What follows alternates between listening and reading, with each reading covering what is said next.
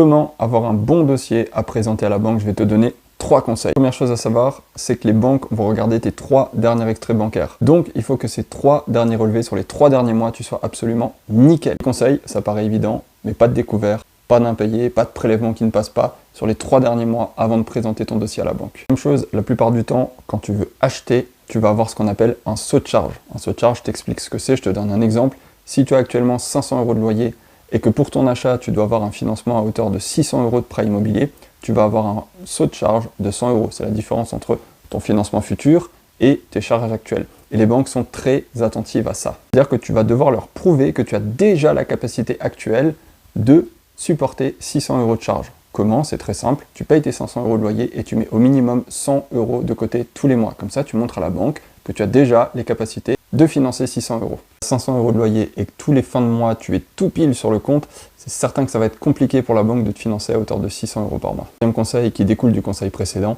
c'est de mettre le plus d'argent possible de côté pour montrer à la banque que tu as les reins solides en matière de finances et surtout, tu vas te constituer un bel apport pour ton investissement immobilier. Tu veux plus de conseils? Abonne-toi.